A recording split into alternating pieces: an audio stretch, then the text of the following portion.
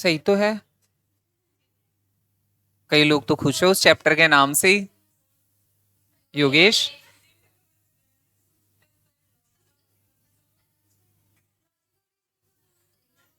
नहीं नहीं, पहले वो हाफ वाला कंप्लीट तो हो। जो हाफ ऑलरेडी रिमेनिंग है वो कंप्लीट होगा, देन आफ्टर हम नया टॉपिक लेंगे। लास्ट क्लास में हमने पढ़ा था कौन सा फंक्शन? Implicit function. एक बार रिकॉल करते हैं, इम्प्लिसिट फंक्शन में क्या होती है? एक इक्वेशन होती है, और उस इक्वेशन से हमें क्या निकालना होता है? dy बाय dx निकालना होता है। तो इसीलिए एक फंक्शन कौन सा बनता है? इम्प्लिसिट। अब इम्प्लिसिट को कैसे समझेंगे कि इम्प्लिसिट मतलब उसी में इंक्लूड होना, फंक्शन अलग से नहीं दिया हुआ रहता। जैसे y इज इक्वल टू कुछ दे के आपको dy बाय dx पूछे, दैट इज इजी। लेकिन अगर कोई इक्वेशन दे उसमें बीच में y आ रहा हो तो उसमें dy बाय dx निकालना थोड़ा सा डिफिकल्ट हो जाता है। तो उसी को हम कहते हैं इम्प्लिसिट फंक्शन। कल एक क्वेश्चन दिया था मैंने, हो गया? क्वेश्चन बताओ एक बार, क्या था क्वेश्चन? क्या था?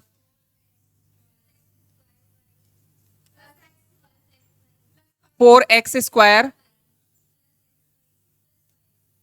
Is equal to 0। इसमें हमने कहा कि we need to find out the value of dy by dx। हमें ये करना था। एक बार हम देख लेते हैं, बाकी ने जिसने कर लिया अच्छी बात है, नहीं किया तो यहां से देखो।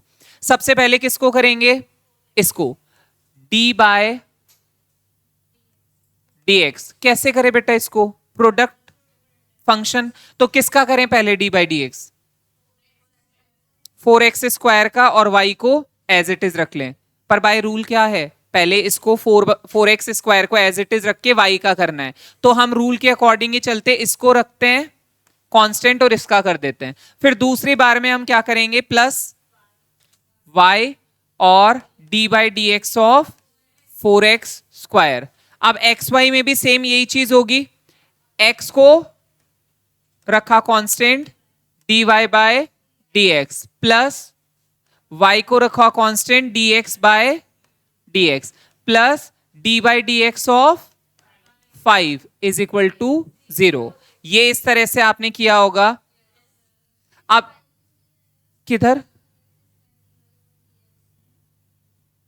किसमें? प्रोडक्ट रूल लगाया ना। प्रोडक्ट रूल में एक चीज को फिक्स रखते दूसरे का डिफरेंशिएशन करते। तो यहां पे एक चीज क्या है? 4x², उसको फिक्स रखा, dy बाई dx कर दिया। फिर उसके बाद मैंने y को एज इट इज रखा, 4x² का dy बाई dx कर दिया, इस तरह से। अब इसमें क्या रहेगा? dy बाई dx का कुछ नहीं कर सकते, ये एज इट इज रहेगा, 4x² dy बाय dx। इसमें क्या होगा? आ जाओ।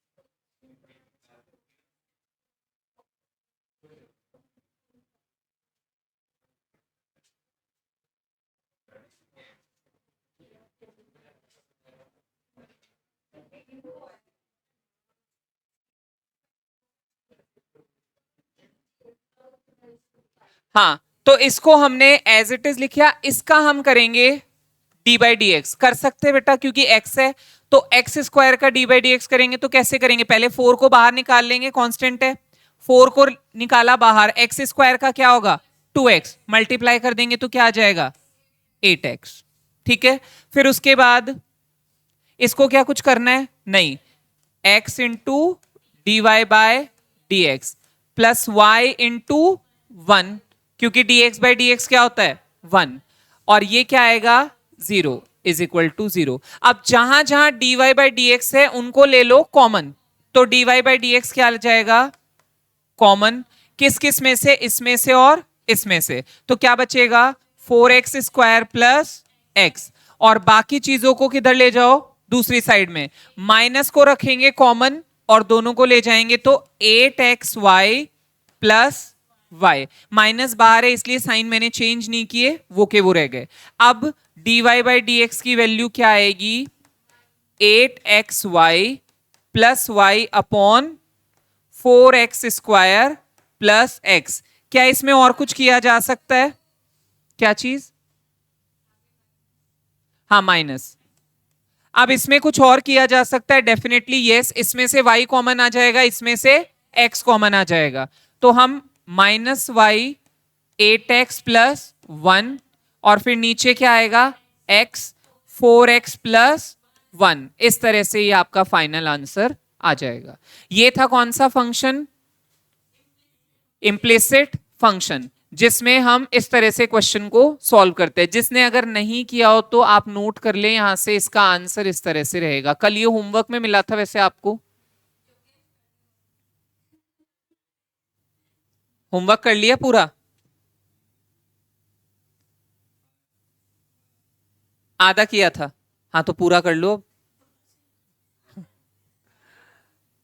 वो कहां रह गया सागर,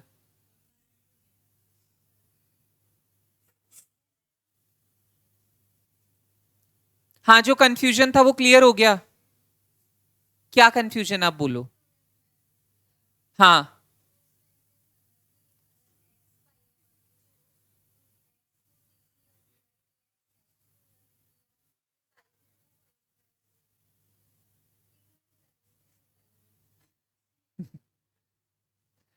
एक सेकेंड,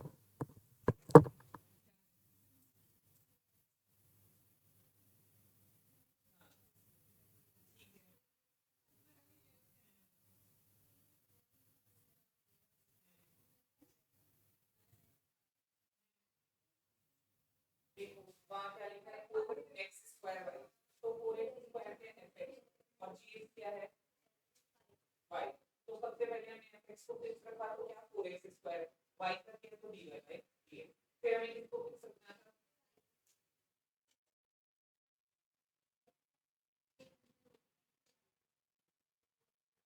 अच्छा ये dy बाई dx को अप्लाई कर लो भाई, इसको ब्रैकेट में रख देंगे तो क्या फर्क पड़ता है, बस वही कंफ्यूजन का कारण वो समझ गई, वो तुम्हारे साथ रहती है, वो तुम्हारे कंफ्यूजन ज्यादा अच्छे से समझ पा रही है। तो वो कंफ्यूजन क्या हो रहा है कि मैंने यहाँ पे इसके ब्रैकेट नहीं लगाया, अगर मैं इसको ब्रैकेट लगा दूं तो वो क्लियर हो जाएगी चीज कि d by d x of y किया है मैंने, अब समझ गई ना, हाँ बस कई बार हमारे माइनर कंफ्यूजन भी होते हैं, उनसे भी हम बाद में बहुत दुखी होते हैं, तो वो क्लियर हो जाना जरूरी है। क्लियर है बाकी सबका, हाँ नोट करो, कोई एक जना ज्वाइन भी कर लेना बेटा एक बार, पहले तो क्लास किसी और बैच में चली गई थी जब उधर से बच्चे बोले ये कौन सी क्लास चल रही है, तब रियलाइज हुआ कि ये कौन बच्चे आ गए।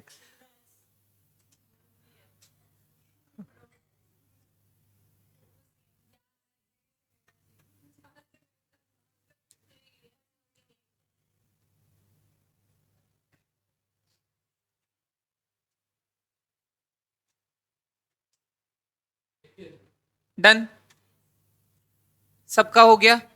अब हम आगे का फंक्शन पढ़ेंगे। अच्छा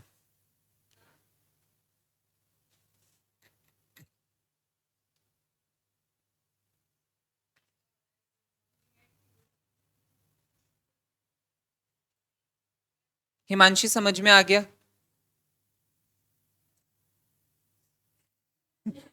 क्या हुआ, नहीं इसे पूछना नहीं चाहिए किसी को, डन। अब हम आगे के फंक्शंस पढ़ते हैं। अब देखो इम्प्लिसिट फंक्शन का ये एग्जांपल भी हम कल डिस्कस कर चुके हैं। आगे का फंक्शन हमारा है पैरामेट्रिक इक्वेशन। अब ये पैरामेट्रिक इक्वेशन क्या, पहले यहां जो दिए उसको वैसे ही समझेंगे, फिर उसके बाद हम सॉल्व करेंगे। पैरामेट्रिक इक्वेशन में आपको बोल रहा है कि दो वेरिएबल होंगे एक्स और वाई, दो वेरिएबल होंगे एक्स और y, in terms of a parameter third variable. X और वाई दो वेरिएबल होंगे पर किसी और टर्म में, ऐसा कुछ हम पहले भी कर चुके हैं। कब किया था हमने ऐसा, फंक्शन ऑफ फंक्शन में। फंक्शन ऑफ फंक्शन में भी हमने एक माना था वेरिएबल, कौन सा, टी, और उस टी से उसको सॉल्व किया था। तो यहां पे ऑलरेडी वो टी रहेगा, मतलब दो चीजें x और y ही नहीं रहेगी, एक तीसरा वेरिएबल भी रहेगा, उसके अकॉर्डिंग उसको फिर सॉल्व करके निकालना है। तो आप फंक्शन ऑफ फंक्शन में क्या कर रहे थे, अज्यूम कर रहे थे। यहां पे अजम्पशन नहीं लेना, यहां पे ऑलरेडी वो तीसरा वेरिएबल रहेगा, मतलब y को x की फॉर्म में और x को y की फॉर्म में एक्सप्रेस नहीं किया गया, दोनों को किसी थर्ड वेरिएबल के फॉर्म में एक्सप्रेस किया गया है। अब वो तीसरा वेरिएबल जो रहेगा वो कुछ भी हो सकता है, जैसे नॉर्मली ये t लेता है तो हम मान लेते हैं t रहेगा। तो x और y दो वेरिएबल एक थर्ड वेरिएबल की फॉर्म में एक्सप्रेस हो गए, तो वो कौन सी इक्वेशन है, पैरामेट्रिक इक्वेशन। इंप्लिसिट में क्या था, वापस से रिकॉल करेंगे, जब भी इक्वेशन की फॉर्म में कुछ भी मिलेगा तो वो क्या है, इंप्लिसिट फंक्शन है। लेकिन यहां पे ये वो नहीं बोल रहा, ये बोल रहा है कि दो वेरिएबल है x और y, लेकिन डिफाइंड किसकी फॉर्म में है, थर्ड वेरिएबल की फॉर्म में, तो उसको हम बोलते हैं कौन सा फंक्शन, पैरामेट्रिक इक्वेशन बोल देते हैं। फिर इसको सॉल्व कैसे करते हैं, dy बाई dx निकालने के लिए पहले अलग अलग से डिफरेंशिएट करके दोनों को क्या करना पड़ता है, डिवाइड करना पड़ता है, इस तरीके से। अब समझते हैं इस चीज को, आप लिखना चालू करें। पैरामेट्रिक इक्वेशन, जो वहां से कर लिया उतना ठीक है, अब हम समझेंगे पैरामेट्रिक इक्वेशन क्या है।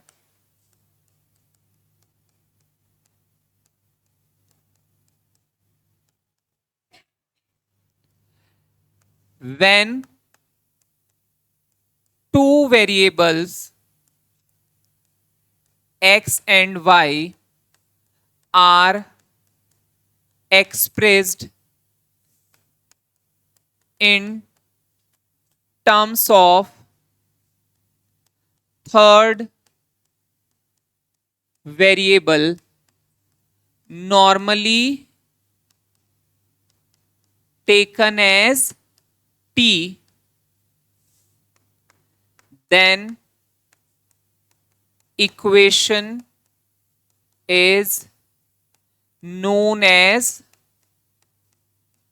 parametric equation.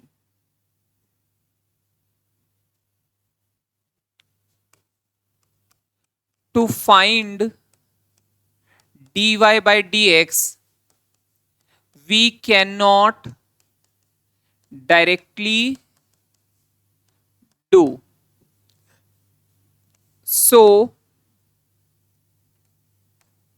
we will differentiate first according to the third variable and then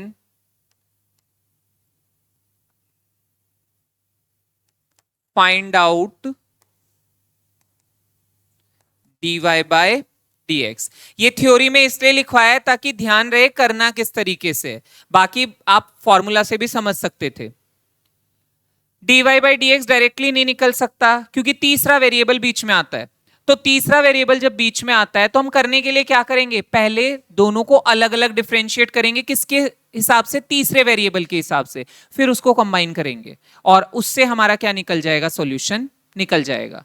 हमें अल्टीमेटली क्या चाहिए, dy बाय dx, लेकिन y को x की फॉर्म में और x को y की फॉर्म में एक्सप्रेस नहीं कर रखा, कोई एक तीसरा वेरिएबल ले रखा है। अब वो तीसरा वेरिएबल जब तक सॉल्व नहीं होगा तब तक हम पूरा सॉल्यूशन नहीं दे सकते, तो हम पहले उसी के अकॉर्डिंग सॉल्व करेंगे और फिर हमें आंसर मिल जाएगा। अब हम कैसे सॉल्व करेंगे वो देखते हैं।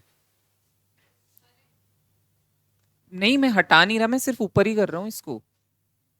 कैसे करना है, dy बाई dx नॉर्मली नहीं निकल सकता, तो dy बाय dx के लिए हम क्या करेंगे, y को t की फॉर्म में एक्सप्रेस कर रखा है और x को भी, तो हम क्या करेंगे, dy bye dt upon dx upon dt। जब इसको वापस इनवर्स करेंगे हम तो क्या हो जाएगा, dy अपॉन dt और dt अपॉन dx आ जाएगा ना बेटा आपका ये आंसर। क्या आंसर आ जाएगा, dy अपॉन dx का। तो इस तरह से हम इसको सॉल्व कर सकते हैं, डायरेक्ट सॉल्व नहीं होगा इसलिए हमें दोनों निकालने पड़ेंगे।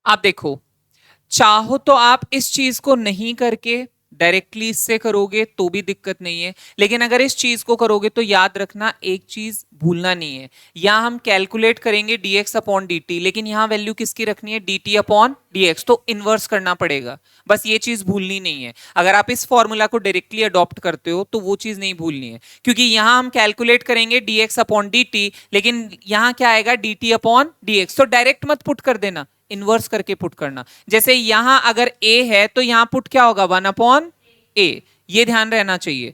तो इसको यूज करते हैं तो वो प्रॉपर यूज उसका चलेगा। ठीक है, समझ आ गई यहां से। अब एग्जांपल ले लेते हैं, बुक का ही लेंगे पहले, फिर उसके बाद दूसरा एग्जांपल देखेंगे। बुक में जो एग्जांपल दिए वो क्या है, dy बाई dx ही निकालना है आपको।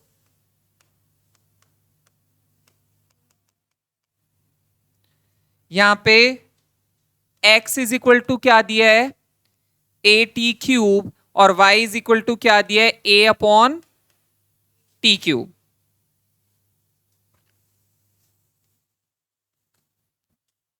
ठीक है, क्या दिया है आपको, x is equal to a t cube और y is equal to a upon t cube.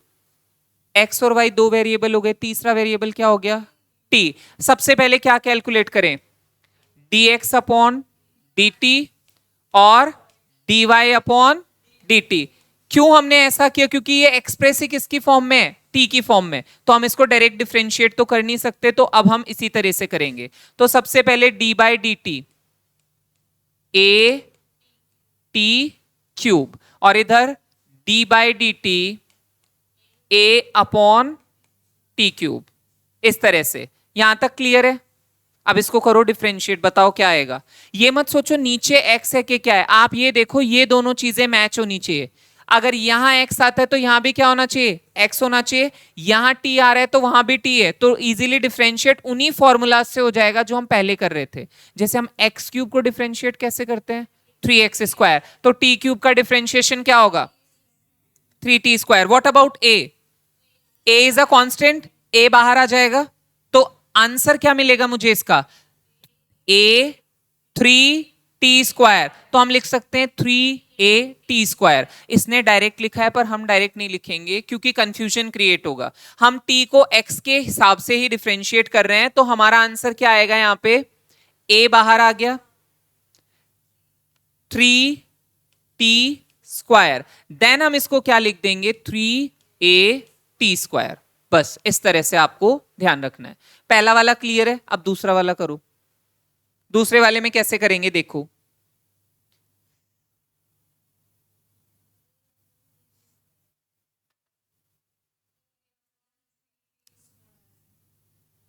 कैसे,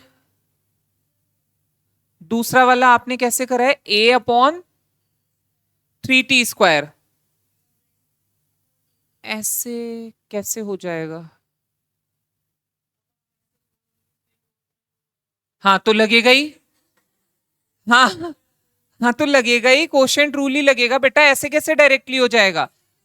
उसमें तो कांस्टेंट है मल्टीप्लाई में, उसमें तो कांस्टेंट मल्टीप्लाई में है, इसलिए क्वोशिएंट रूल नहीं लगा। इसमें कांस्टेंट मल्टीप्लाई में नहीं है, डिवाइड में। ऐसा कोई रूल पढ़ा है हमने कि डिवाइड में हो तो बाहर निकाल लो, ऐसा कोई रूल पढ़ा, प्रोडक्ट मेथड क्यों लगेगा बेटा, ऐसा तो डायरेक्ट रूल है। डायरेक्ट रूल पढ़ा हुआ है ना कि किसी के भी साथ कांस्टेंट रहे तो बाहर आ जाता है, फिर उसको सॉल्व कर सकते हैं, तो वो रूल तो है, ये वाला रूल है ही नहीं। करो क्वोशिएंट रूल से।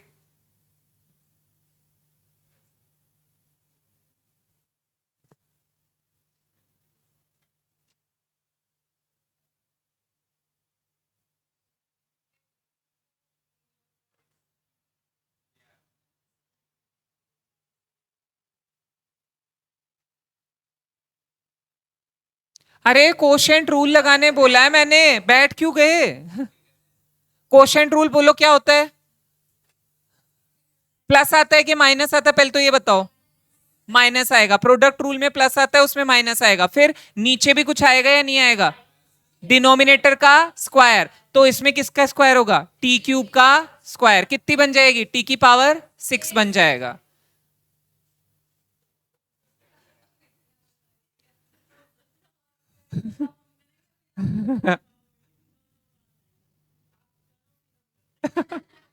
ये सही था। डबल मेहनत क्यों करनी है, आपको तो करनी ही करनी है, तो आप ही कर लो, हम क्यों करेंगे। प्रोडक्ट क्वोशंट रूल में किसको डिफरेंशिएट पहले करना है?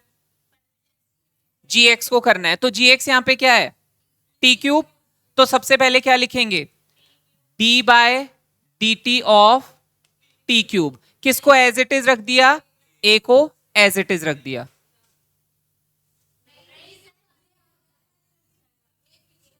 ए को करेंगे, टी क्यूब बाहर रहेगा। प्रोडक्ट वाला नहीं है, इसमें अपोजिट है प्रोडक्ट से। तो ये क्या रहेगा? टी क्यूब बाहर और ए पहले, फिर माइनस ए डी बाय और टी क्यूब, और नीचे टी क्यूब का स्क्वायर। सॉल्व करो। ए का क्या होगा डिफरेंशिएशन? जीरो।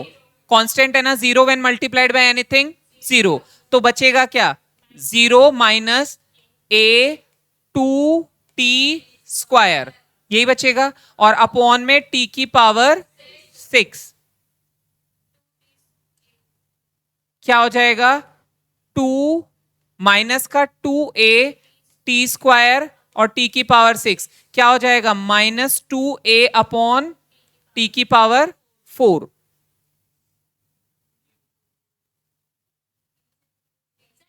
थ्री है, सॉरी थ्री है, टू नहीं होगा, ये थ्री होगा ना। थ्री टी स्क्वायर, थ्री था ना वहां टी क्यूब, तो थ्री टी स्क्वायर। तो ये क्या आ गया? -3a टी की पावर 4। बुक में डायरेक्ट दिया है, डायरेक्ट समझ में नहीं आएगा, इसलिए पूरे सॉल्यूशन नोट किया करो। कई बार बुक में एग्जांपल डायरेक्ट दिया हुआ रहता है। अब इसमें इसने डायरेक्ट लिख दिया, वो क्या मानता है तुम्हें आता है, और वो उसकी सबसे बड़ी गलतफहमी है कि तुम्हें सब आ रहा है। हम एक एग्जाम्पल, जैसे आपने क्वोशंट रूल क्यों लगाया, समझो उस चीज को। जैसे आपका क्वेश्चन था बेटा कि उसमें फिर प्रोडक्ट रूल क्यों नहीं लगाया। बेटा प्रोडक्ट रूल लगाने से भी आंसर वही मिलेगा उसमें, आप करके देख लो भले। If you apply product rule, तो हमारे पास जब डायरेक्ट फॉर्मूला है कि कांस्टेंट को बाहर निकाल के कर सकते, तो डायरेक्ट फॉर्मूला लगाओ। पर यहां पे there is no direct formula, इसलिए ऐसे।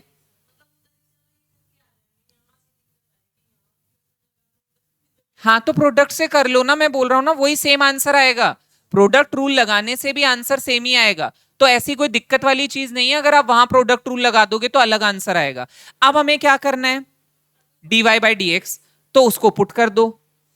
इसको इससे क्या करना है? डिवाइड करना है, या फिर इनवर्स करेंगे। लेकिन याद रखो y वाला ये है, x वाला वो है, तो ऊपर किसको रखेंगे? y वाले को। तो हमें क्या निकालना है? dy by dx। dy by dx के लिए क्या करना है? dy bye dt multiplied by dt by dx। इसकी वैल्यू क्या थी? dy बाय dt, उसकी वैल्यू क्या है? इनवर्स करना पड़ेगा, multiplied by 1/3a T square. 3a से 3a गया, -1 टी की पावर 6। टी की पावर 6 कैसे होगा? जब पावर्स मल्टीप्लाई में होती है तो ऐड हो जाती है।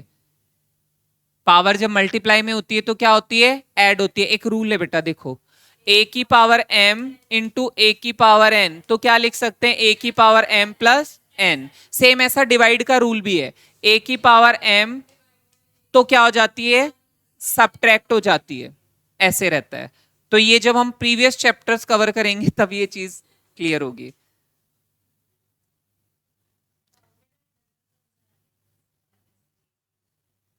बाकी आगे नहीं हुआ। हाँ तो बस ठीक है।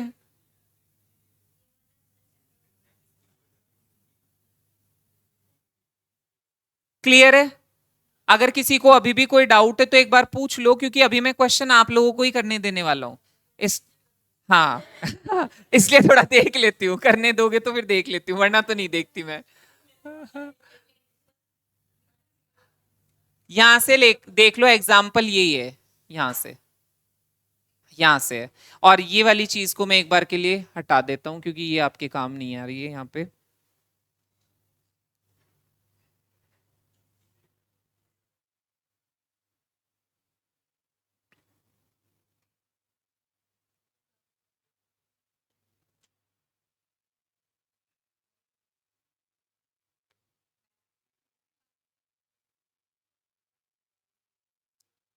यहाँ नींद आने जैसा हो भी नहीं सकता।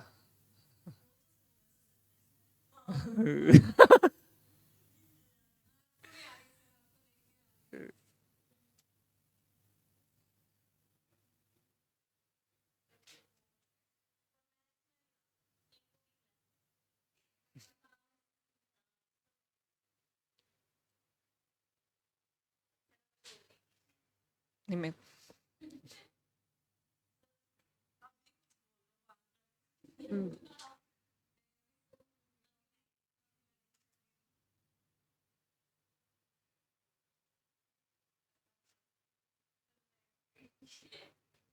डन।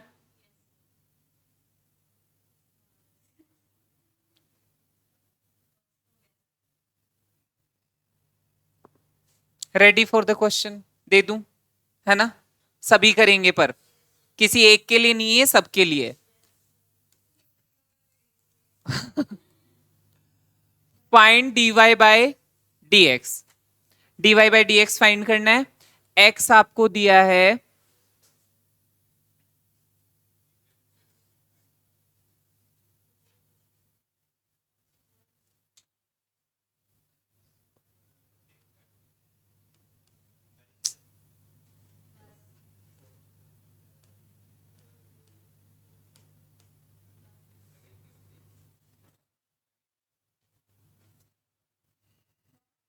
t।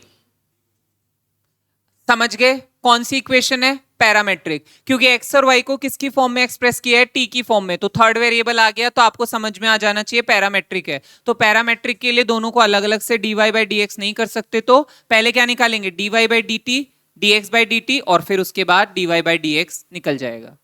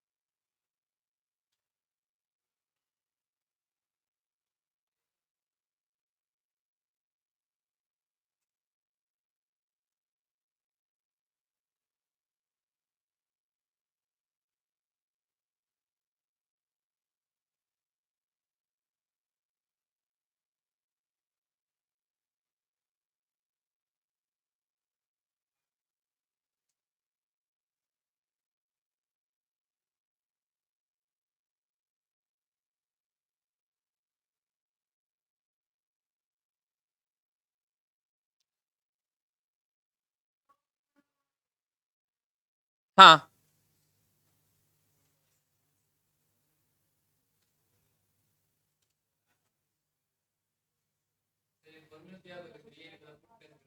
पुट कैसे करना है? देखो, तुमने फॉर्मूला पढ़ा लॉग एक्स का।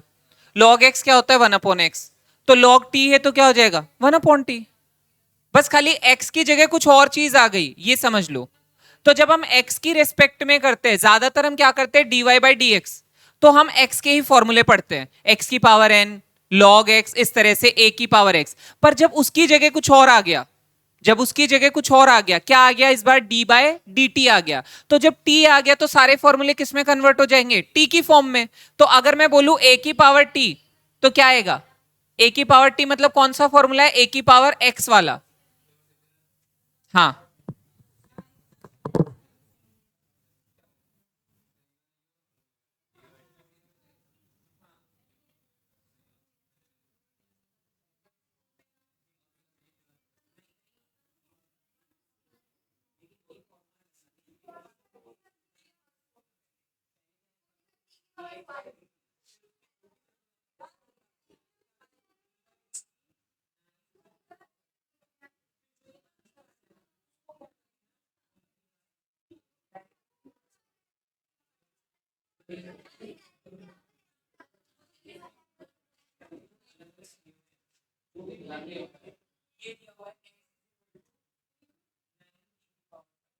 और y इक्वल टू क्या है?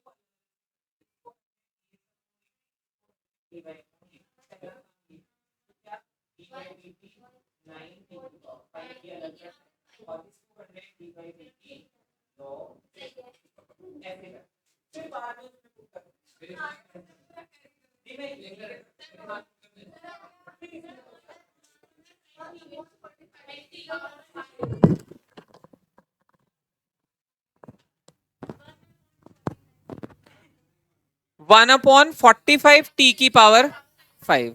ठीक है, अभी हम देखते हैं। सबसे पहले dx अपॉन dt, तो d by D t of 9t की पावर 5, 9 5 जा 45 t की पावर 4, ये ठीक है।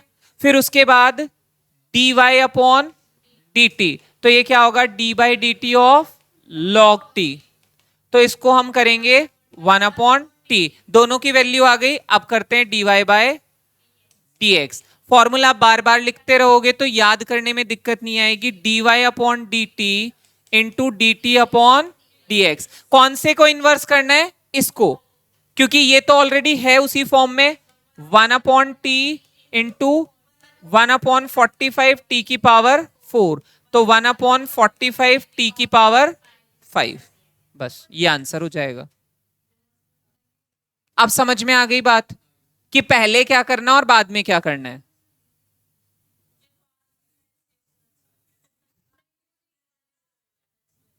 हाँ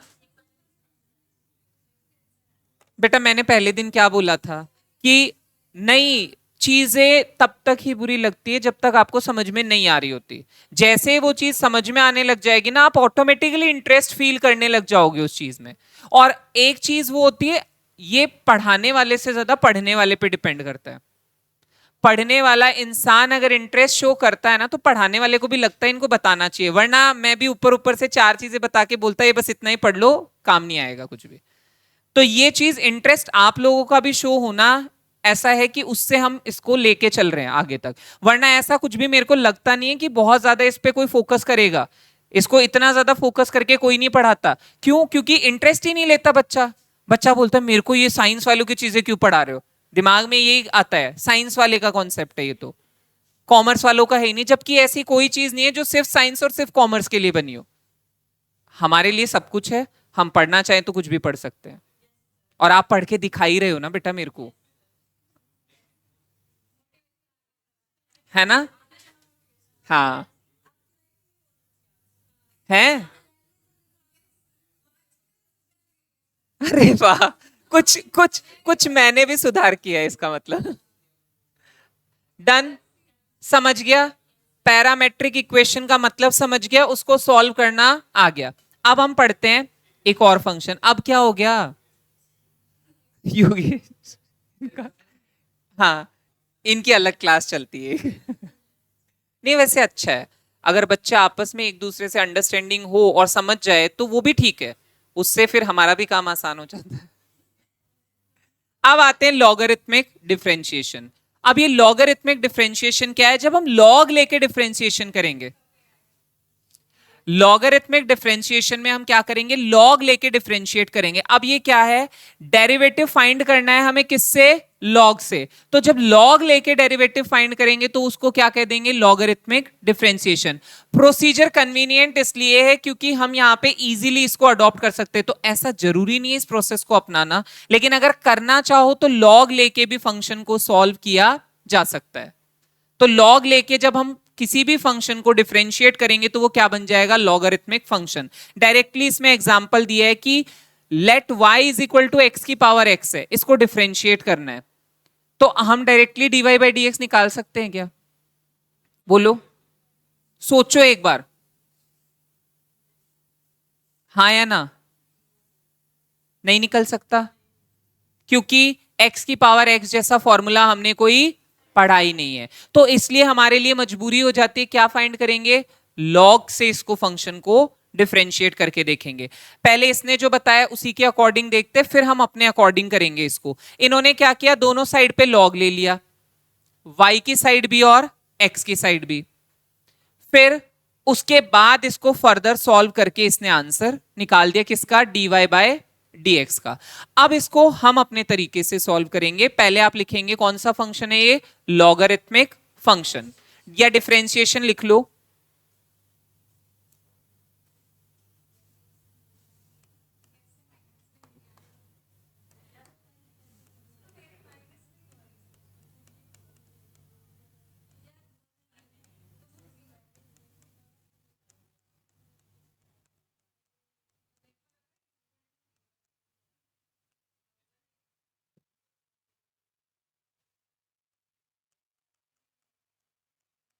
It is a procedure in which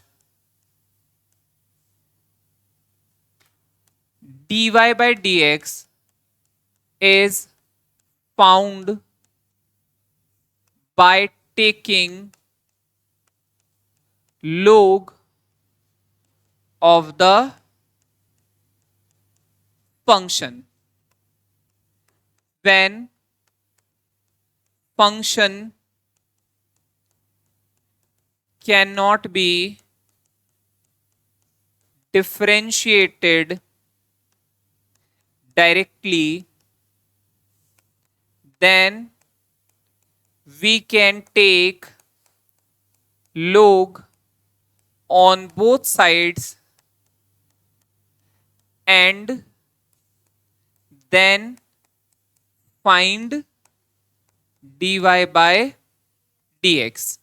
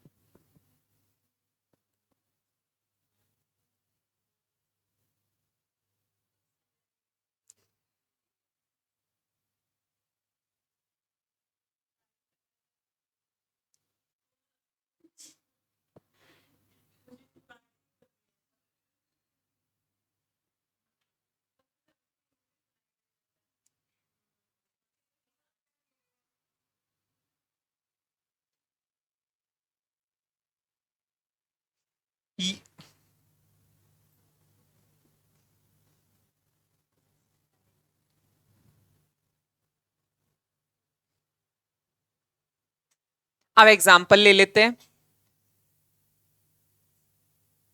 example में हमें दिया है y is equal to x की power x, directly not solvable क्योंकि ऐसा कोई फॉर्मूला हमने पढ़ा नहीं। या तो हमने पढ़ा है a की पावर x या x की पावर n, लेकिन x की पावर x जैसा कोई फॉर्मूला हमारे पास नहीं है, तो हमारी मजबूरी बन जाती है लॉगरिथमिक डिफरेंशिएशन करना। तो हम क्या लिखेंगे, टेकिंग log बोथ साइड्स, दोनों साइड पे क्या कर दो, लॉग कर दो। तो क्या होगा, log y is equal to log x की पावर x। क्लियर है, x आगे आ जाता है, वो आप सबको पता है कि x आगे आ जाएगा। log y is equal to x into log x। Differentiate किसके रेस्पेक्ट में करना है, dy बाय dx निकालना है। तो हम क्या लिखेंगे, dy by dx of log y और dy by dx of x into log x। कल भी ये चीज आई थी, आज भी फिर से रिपीट हुई है, तो हम इसको कैसे सॉल्व करेंगे। आप देखो ये y है, ये x है, डिफरेंशिएट नहीं हो सकता डायरेक्टली, तो एक तो आएगा 1/y और एक आएगा dy बाय dx, वो भी लिखना पड़ेगा क्योंकि डायरेक्टली डिफरेंशिएट नहीं हो सकता। तो ये चीज समझ में आती है 1/y, क्यों, क्योंकि log y है, लेकिन y और x था इसलिए क्या लिखेंगे, dy बाय dx। क्लियर हुआ, ये चीज कल भी आई थी तो आज भी आई है, तो नई नहीं है हमारे लिए। फिर उसके बाद इधर की साइड में प्रोडक्ट फंक्शन लगेगा, लगेगा ना बेटा, एक तो x है और एक log x है। पहले किसको करना है, x को फिक्स रख के log x को करना है। तो x d by d x of log x plus log x d by d x of x। इधर की साइड में 1/y एज इट इज रहेगा, dy बाय dx, इसका क्या होगा 1/x, x इंटू 1/x। इधर क्या आएगा बेटा 1, dx अपॉन dx क्या होता है 1, तो क्या आएगा log x इंटू 1। ये कैंसिल हो जाएगा, तो क्या बचेगा 1 plus log x d y by d x 1/y is equal to 1 plus log x. मुझे किसकी वैल्यू निकालनी है, d y by d x, उसको उधर ले जाओ। तो उसको उधर ले जाएंगे तो क्या जाएगा, y मल्टीप्लाई में चला जाएगा, तो d y by d x is equal to y into 1 plus log x. This will be your answer. एक सेकेंड,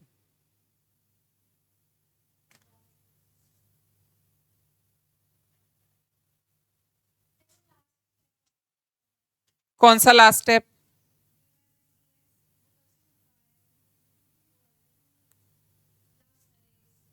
ये वाला 1/y है ना, तो 1/y को उधर ले जाएंगे तो y इंटू 1 बनेगा, तो 1 तो डिनोमिनेटर में कुछ भी नहीं होगा, तो y into 1 plus log x. अब देखो सुनो मेरी बात, अभी ये पूरा नहीं हुआ है। जैसे हम t कुछ भी रहता था उस t की वैल्यू रखते थे, वैसे यहां y की वैल्यू क्या है, x की पावर x, तो हम क्या रखेंगे यहां पे x की power x 1 plus log x, क्योंकि सारी चीजें किसकी टर्म्स में चाहिए, x के टर्म्स में, ना कि y के टर्म्स में।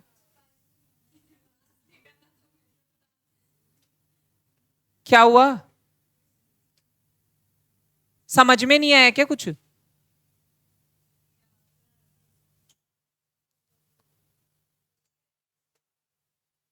ये क्लियर है।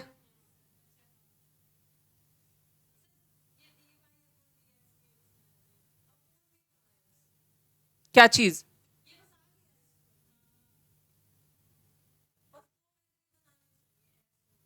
हाँ, और जो आंसर जिसकी रेस्पेक्ट में पूछा है ना, जैसे dy बाई डी एक्स करवा रहा है, तो सारी चीजें x की फॉर्म में आनी चाहिए आंसर में,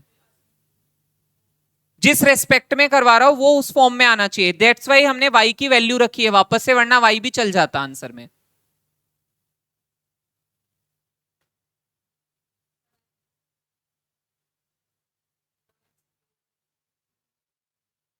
अब देखो आज का जो होमवर्क है, ये यहाँ पे फंक्शंस तो सारे हो चुके हैं, इसके बाद कुछ एग्जांपल्स आपको दिए गए वो मैं बताता हूँ। एक बार कोशिश करना, जरूरी नहीं है, हार्ड एंड फास्ट नहीं है कि आपको करने ही पड़ेंगे, मैं एक बार दिखा देता हूँ कैसे इसमें एग्जाम्पल्स है। अगर आपको लगे कि आप कर सकते हो तो यू हैव टू डू।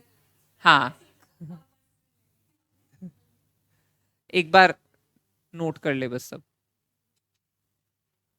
आज योगेश की नोटबुक बदल गई है, अब सीरियस हो रहा है वो।